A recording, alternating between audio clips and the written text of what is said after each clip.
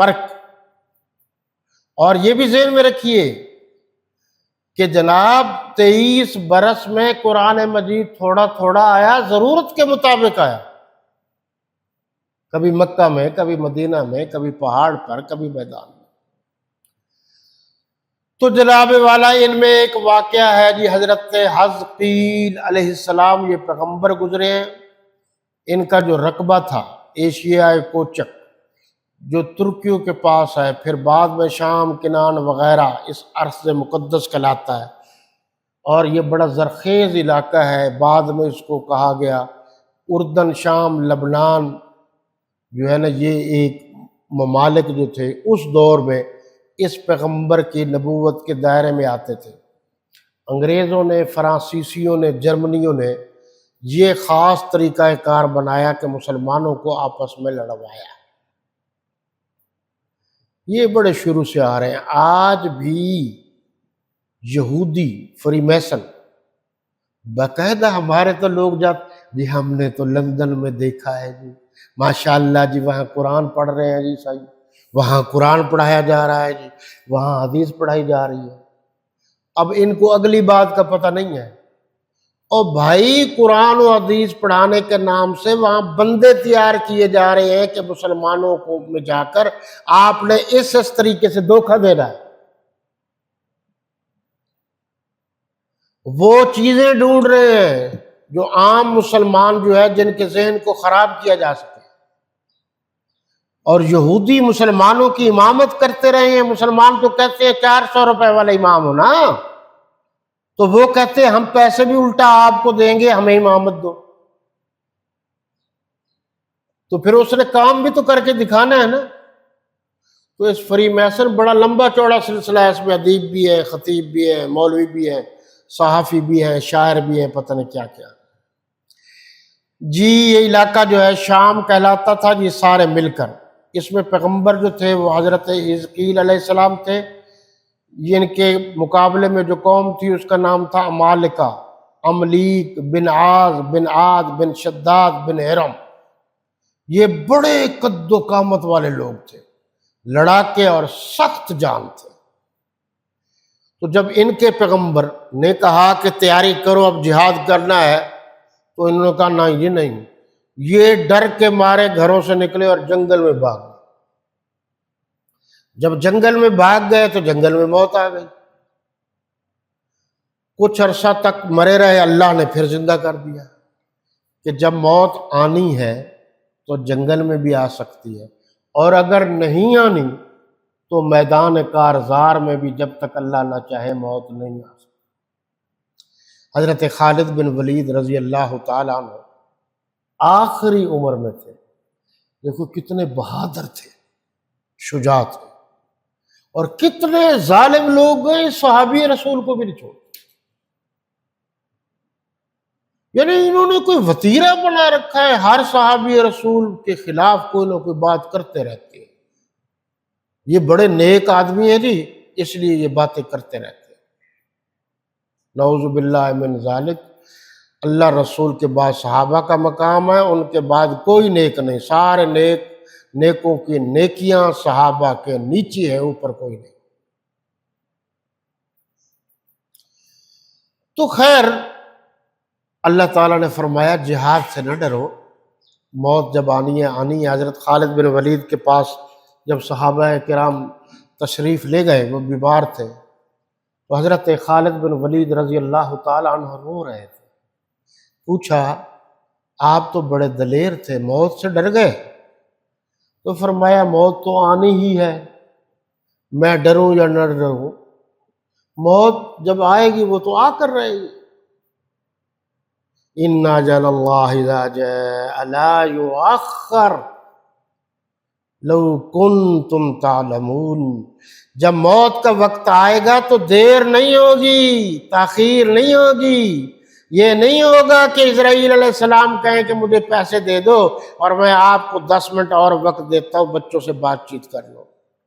لا یؤخر مجہول کا صیغہ ہے، جس کا ترجمہ یہ ہوگا کسی قسم کی کوئی تاخیر نہیں ہوگی۔ تو حضرت خالد بن ولید رضی اللہ عنہ نے فرمایا کہ میرے جسم یعنی سر سے لے کر پاؤں تک زخم ہی زخم ہے جہاد میں، لیکن میں رو اس لیے رہا ہوں کہ کاش جہاد کے میدان میں مجھے موت آتی۔ مجھے موت تو آ رہی ہے مگر بستر پر آ رہی ہے، تو مجاہد کو موت بستر پر اچھی نہیں لگتی۔ یہ جو مجاہد اصلی ہے نا تو ان کے ہاتھوں میں کھجلی ہوتی ہے، ہاں، کہ کیوں جو ہے ہم بیٹھے ہیں اللہ کے دین کا کام کیوں نہیں کر رہا۔ یہ جو ایس ایچ او ہوتے ہیں تو یہ تھانوں میں گالیاں دیتے دیتے گھر میں آتے ہیں تو پھر ان کو ہوش نہیں رہتا، سامنے ماں آ جائے یا بیوی آ جائے یا باپ آ جائے گالیاں دے دیتے ہیں۔ اور اگر آپ تجربہ کرنا چاہتے ہیں تو ملتان کے ہنوں کے چھجے میں 2-4 دن گزار لو، تمہیں پتہ چل جائے گا ہر بات پہ گالی گالی۔ اللہ بخاری شریف میں ایک حدیث ہے جو مدمن نامی ایک غلام تھا جو حضور صلی اللہ علیہ وسلم کا ساتھ ہوتا تھا، بڑا پھرتیلا تھا، آپ صلی اللہ علیہ وسلم کا سامان کچاوے پر رکھتا بھی تھا، لادتا بھی تھا، اتارتا بھی تھا۔ خیبر کی لڑائی جب ختم ہوئے واپس آئے تو راستے میں ایک باغ تھا، وہاں پر جب پڑاؤ ڈالا گیا تو مدم جو ہے نا اچانک اس کو تیر لگا، فوت ہو گیا۔ صحابہ کرام رضوان اللہ تعالی علیہ مجمعین نے پوچھا کہ یہ شہادت کی موت ہے، تو آپ نے فرمایا نہیں، کہ اس نے غنیمت کے مال میں سے کمبل چرایا تھا، آگ کا شعلہ بن کر اس کو لپٹے گا۔ پھر آپ نے فرمایا اگر کسی نے مال غنیمت میں سے سوئی بھی چرائی ہے تو قیامت کے دن اس کا بھی اس کو عذاب دیا جائے گا۔ سن رہے ہیں؟ سوئی بھی حقوق العباد کا مسئلہ ہے جناب۔ جیسے آپ اکثر دیکھتے ہوں گے عورتیں یہ تو کہتی ہیں جی ہمارے حقوق ہیں، لیکن یہ کبھی نہیں کہتے کہ ہم پر مرد کے حقوق ہیں۔ دیکھو جی، مرد پر عورت کے حقوق ہیں، اس میں تو انکار یا شک و شبہ کی گنجائش نہیں، تو عورت پر بھی تو مرد کے حقوق ہیں۔ مثلا مرد کی آمد ہے مہینے کی 35,000 اور وہ خرچہ کرنا چاہتی ہے 70,000، تو باقی مرد کہاں سے لائے گا؟ ٹھیک ہے نا جی۔ اگر مرد ایک جو ہے وہ 1200-1300 روپے کا سوٹ پہنتا ہے اور عورت کہتے ہیں جی میں تو 12-13 ہزار کی پہنوں گی، تو پھر اختلاف پیدا ہو جائے گا نا۔ اب آپ کو بات سمجھ آئی کہ شریعت نے کیا کہا ہے؟ رشتہ کف میں کرو، خاندان میں کرو، پتہ ہوتا ہے کہ ان کا جو ہے سلسلہ روزگار کیا ہے۔ غیروں میں کرو گے تو مسائل بڑھیں گے، نہ ہو تو پھر مجبوری ہے باہر کر سکتے ہو، نہ ہو تو۔ آگے فرمایا ایک آدمی گھر میں بیٹھا ہے اور کہتا ہے سبحان اللہ، تو اس کو کتنی نیکیاں ملیں گی؟ 10۔ اور اگر وہی شخص اللہ کے راستے میں نکلا ہوا، اللہ کے راستے سے مراد یہاں جہاد ہے، پھر وہ سبحان اللہ کہتا ہے تو اس کو 700 نیکیاں ملیں۔ فرق سمجھ آیا؟ شاعر مشرق نے کہا ہے نا کہ الفاظ و معنی میں تفاوت نہیں، لیکن شاعر مشرق کو پڑھا کرو، الفاظ و معنی میں تفاوت نہیں لیکن ملا کی اذاں اور ہے مجاہد کی اذاں اور۔ اسی بات پر علامہ اقبال نے کہا تھا اسلام میں موسیقی جائز ہے۔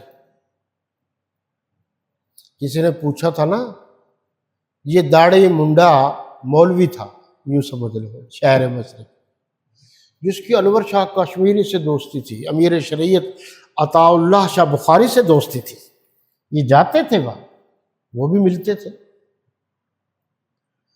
تو یہ حقہ پیتے تھے علامہ اقبال۔ اور جب شاعر مشرق کے یہ بزرگ آتے تو پھر وہ اپنے ملازم سے کہتے بھئی لے جاؤ اس حقے کو، بزرگ آئے ہیں، نیک لوگ آئے۔ پھر وہ شعر سناتے تھے، تو قرآن مجید کی کبھی موقع ملا تو وہ آیات جن کو پڑھ کر شاعر مشرق متاثر ہوئے اور پھر شعر کہا، وہ کون کون سے آیات؟ کہنا آسان ہے، قرآن اور شاعر مشرق مستقل مضمون ہے۔ تو شاعر مشرق سے کسی نے پوچھا کہ اسلام میں موسیقی جائز ہے؟ انہوں نے کہا جی ہاں جائز ہے۔ اب لگ گیا فتویٰ کہ دیکھو جی علامہ اقبال کہہ رہا ہے موسیقی جائز ہے، تو انہوں نے کہا کہ یار ساری بات تو سن کے جاؤ، ان کا میدان کارزار ہو، مسلمان کافروں سے لڑ رہے ہوں اور سجود کا سجدے کا وقت آ جائے، تو جو اس وقت اذان دی جاتی ہے اس میں جو اللہ کی وحدانیت کی موسیقی ہوتی ہے وہ جائز۔ کبھی آپ اذان کو پوری توجہ سے سنیں مختلف علاقوں کی تو آپ کو موسیقی جو گھومتی ہوئی نظر آئے۔ اچھا، اس پر بھی بحث ہے، جو موسیقار لوگوں نے قرآن مجید پڑھا ہے تو انہوں نے اپنے موسیقی کے مطابق سمجھنے کی کوشش کی ہے، تو انہوں نے کہا یار جو اصول قاعدے اور ضابطے ہمارے ہی موسیقی میں ہیں سارے کے سارے قرآن میں موجود ہیں، کہ یہاں کھینچا جاتا ہے یہاں نہیں کھینچا جاتا ہے، یہاں مد ہے۔ انہوں نے اپنے انداز میں پرکھا، عیسائیوں نے قرآن مجید کو اپنے انداز سے پڑھا اور یہودیوں نے اپنے انداز سے پڑھا۔ علامہ اقبال سے اس موقع پر یہ بھی پوچھا گیا تھا کہ جناب رقص اسلام میں جائز ہے، پہلے موسیقی تھی، تو انہوں نے کہا ہاں جائز ہے، پھر فتویٰ لگ گیا، تو آپ نے کہا بھئی پوری بات تو سنو۔ اکثر ایسا ہوتا ہے کہ ہماری بات ہی پوری کوئی نہیں سنتا، اچھے مولوی حضرات اب میرا کلپ نہیں سنتے، وہ 2 لفظ سنتے ہیں اور جب میں جاتا ہوں کہتے جی آپ نے غلط کہا ہے۔ کئی مولوی حضرات کو میں نے پکڑا ہے، آپ عقل کل کے مالک ہیں، آپ نے پوری بات سنی ہے، میں نے کیا شروع کی بات اور کہاں تک لے گیا، پھر اس کے بعد آپ مجھ سے بات کریں۔ اب دلائل کی دنیا میں تو ہم بھی کسی سے کم نہیں ہیں نا۔ تو شاعر مشرق نے کہا کہ ہاں جائز ہے، تو فتویٰ لگ گیا۔ تو انہوں نے کہا پوری بات یہ ہے کہ جب کفر کے ساتھ مسلمان لڑ رہے ہو، کافروں کے ساتھ میدان کارزار ہو تو تلوار ہاتھ میں ہو اور اس وقت اچھل کود کر کے وہ دشمن پر حملہ کرے، وہ اچھل کود جو ہے وہ رقص کی شکل میں آ جاتی ہے، تو یہ جائز ہے۔ اب سمجھتا تو کوئی ہے نہیں بات کو، نہ ہی کوشش کرتے ہیں کہ تھوڑی سی بات سنی اور فتوے پہ فتویٰ۔ اگلی بات یہ، کسی نے السلام علیکم کہا تو اس کو 10 نیکیاں ملیں گی، اور اگر اللہ کی راہ میں یعنی جہاد میں تھا اور پھر السلام علیکم کہا تو پھر 700 نیکیاں ملیں گی۔ انشاءاللہ باقی آئندہ اس وقت تک کے لیے اجازت چاہوں گا۔ اللہ آپ کا، میرا اور تمام مسلمانوں کا حامی و ناصر ہو۔ اسلام، پاکستان ہمیشہ زندہ باد، وما علینا الا البلاغ۔